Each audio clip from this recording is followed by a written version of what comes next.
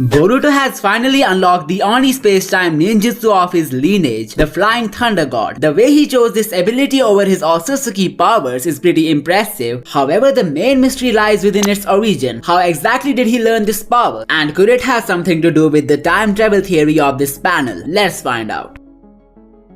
With the reveal of Boruto's new technique being a ninjutsu and not a shinjutsu, a blunder of things has come to light, and let's start off with the foreseeable one. Minato Namikaze, the granddad of Boruto, who got his own one-shot manga earlier this year, has a lot of significance in the legacy of his grandson. He created the Blue Vortex technique, also known as Rasengan, which was later amplified to planetary level by Boruto. Talking about the Blue Vortex, Minato's manga The World Within the Spiral foreshadowed the title and some important concepts of Boruto's time skip. The name Two Blue Vortex could itself refer to the protagonist and his divine counterpart Shibai Otsutsuki. What's even crazier is that this deity was known to create thunderstorms and thunderbolts with a swing of his arm, which literally makes him the thunder god. And surprisingly, he was seen flying in a depiction panel, so we can also refer to him as the Flying Thunder God. This is definitely a foreshadowing of Boruto having some connections to him, and the way Kishimoto pulled it off is really mind-blowing. He has used the Minato manga as base to develop and foreshadow a lot of concepts used in Two Blue Vortex. So even though Shibai being the Flying Thunder God is an interesting topic, for this video we will be figuring out how Boruto learned this technique with some potential connections to the god of Otsutsuki. First theory is pretty straightforward and revolves around Kashin Koji stealing a scroll from Konoha to teach Boruto the Flying Raijin. However, he must have stolen it way before he met his disciple, which could only mean two things. Either he somehow knew his destiny will make him train the future savior of the world, or he stole a lot of scrolls and luckily one of them had the secrets of this technique. Now here we have a strong plot point of predestined genes, which explain the actions of Kashin Koji and why he gave a helping hand to Boruto at first place. He is the clone of Jiraiya, who has been the master of both his father and grandfather. The genes of the Sannin had a mighty fate, and it was predestined for anyone with his DNA to find a child of prophecy and train him. Now even though it's clear to us that Boruto being the protagonist is obviously the future savior of the world, no matter whether he gets entitled as one or not, Kashin Koji helping him to learn the Flying Raijin has led to a duality in his destiny. There are two possibilities for Koji and Boruto's training saga, and only one of them could be true. So was the predestined fate of Kashin Koji a personal destiny or a spiritual destiny? If training Boruto came under the personal destiny of Koji, then it can be assumed that he deliberately stole the scrolls of the Flying Thunder God technique. He knew he had to train the future savior of the world, but he didn't have any knowledge of his past life or actions. However, things could take an interesting turn if training Boruto was the spiritual destiny of Koji. If that was the case, then he could have access to Jiraiya's memories, and that's how he remembered training the 4th and 7th Hokage. And now that a person of the same lineage was against a groundbreaking threat, he saw it as a golden moment to appoint the true child of prophecy. If this theory comes true, then it seems like he would also remember training Minato, and that's how he helped Boruto in learning a technique which was mastered by his grandfather. In this scenario, Koji and Boruto's connection was spiritual. However, if his predestined fate was like a personal destiny, then he might have even trained Kawaki if he had went rogue before omnipotence. So now that we are done with the Koji theory, let's look at the possibility of Boruto traveling back in time to learn this technique from Minato and how Shibai Otsutsuki indicates the same. I hope you guys remember this panel where this entity was theorized as Boruto, who escaped time to bypass Aida's all-seeing power. However, when the cyborg girl revealed her intentions of not helping Kawaki, the theory lost some of its weight, but it has not gotten completely irrelevant. While activating the Flying Thunder God, Boruto said to the Toad that he's not as skillful as his grandfather. This means he knows Minato had mastered this technique, but how exactly did he know this? Well, either someone has told him the tale of the 4th Hokage, or he himself saw his grandpa using this technique. We could assume that Koji, having a spiritual connection to Boruto, made him unveil his entire past life to him. This includes how he trained his grandfather Minato and how his techniques could come handy to him. When it comes to the theory of time travel, there could be a significant involvement of the real Flying Thunder God Shibai Otsutsuki. As we know, the eyes of Boruto and Kawaki have been derived from this deity, and the Dharmagon can manipulate space by sending objects to another dimension. Shibai, being an Otsutsuki god, must have control over both space and time, so we can assume that his right eye is associated with time. In other words, the Jogan could be a time shinjutsu that helped Boruto in going back to the past and learning this technique from from Minato. However, the only problem that he could have faced while meeting his grandfather is the grandfather paradox. It refers to a self-contradictory situation in a time travel scenario, stating that a person killing his grandfather to prevent his own existence is a loop with no resolution. I'm not saying Boruto could have killed Minato in the past, however changing something in his timeline could have a severe impact on his present. It means he could only study the techniques of people in the past without having any interaction with them. And this brings us to the infamous panel from Naruto chapter 687. It seems like the role of Boruto was to take notes and study the events of the 4th Great Ninja War. He had come to this dimension to witness the Kaguya fight in order to know more about the Otsutsukis. Prior to this, he could have been in the Shinobi War, studying the techniques of his grandfather and maybe other characters too. What I found interesting here is that Boruto admitted he's not as skillful at this technique as Minato, even though he's way more powerful than him in terms of literally everything. This shows that Minato was way ahead of his time, even at such a young age of 24. He could have done wonders if he had grown a lot older in the story, and his prime version could have surpassed every living shinobi of his time. So as we have discussed the possibility of Boruto being an archaeologist, studying the superpowers of his lineage, let's look at another possibility which could literally bring Minato back to life. I recently watched a well-made animation of Sasuke reviving Minato with Edo Tensei in order to help Boruto in training. Well, there are definitely some chances for this to happen, but let's look at a few contradictions which might help us to understand what exactly happened. So Boruto fought Code a year after going rogue, which means he only had a year of training with Sasuke. As we know, the Uchiha has been turned into a tree, and as I predicted before the chapter released, it should have happened during the Code fight. Now one thing is clear, that Boruto hadn't learned the flying Raijin till this point in the story. Firstly, because Code was shocked to see Boruto appear out of nowhere, which shouldn't have been the case if he knew about this technique. Secondly, Code said that Boruto was helpless against him during their first battle, which again hints at him not having this ability back then. Otherwise, he could have escaped easily without appearing powerless. This completely eliminates the possibility of Sasuke bringing back Minato in order to teach Boruto. However, someone having the predestined genes of Minato's master could have definitely done that. I believe Koji provided Boruto a helping hand to escape the losing fight against Code and then trained him for 2 whole years. He could have then brought back Minato with Edo Tensei to teach Boruto the flying Raijin. However, being the perfectionist 4th Hokage, Boruto wasn't able to get as skillful as him at using this technique. Maybe that's why he asked Code for help during the Shinju attack, cause he didn't believe in his ability to successfully escape with the flying Raijin. I personally think the time travel element will play out in the story canonically sooner or later because of some obvious hints in the first volume. In the 2nd chapter, Boruto talked about the true horrors of Ten Tails, foreshadowing the Shinjus, which means he somehow had the knowledge of the forthcoming. The 3rd chapter had him talking about dying in Konoha, which is also a future event. He could have learned the Uzuhiko by studying someone's techniques from the past, most likely his uncle Neji. Also, the destroyed Hokage mountain lacked the face of Shikamaru, which could possibly refer to a switch of timelines. Even Boruto says to Kawaki if this was the only possible outcome, meaning he had been trying to change the past many times but always ended up on the same outcome. Even the anime had an entire arc focused on time travel, which foreshadowed Koji and Sasuke becoming Boruto's mentors, and the concept of destiny in the story could also have ties to the past and future. Finally, I would like to discuss the theory of Boruto going back to the past with the flying Raijin itself, just because it's a space-time ninjutsu. We know Boruto is different than all the other shinobis who have been using ninjutsus over the years. His Otsutsuki chakra pool should let him amplify any ninjutsu, so the possibility of breaking through time with the flying thunder god is not out of question. As for the other ways time travel could be utilized in the story, something was said by Alfredo in the last chapter which caught my eye. He said no matter where a person goes, he cannot escape his destiny. I believe it's a reference to everything that Boruto is about to try in order to change his fate. However, what's written is written, and he cannot overwrite anything, even if he travels back in time to fix some things. As Kashin Koji also said to him, their actions cannot save them from fighting, no matter what resolve they choose. This means he is destined to battle against Kawaki on the Hokage mountain, and there is literally nothing he can do about it. As for what happened to the village and shinobis, you can check out these videos to find your answers. Also, don't forget to subscribe,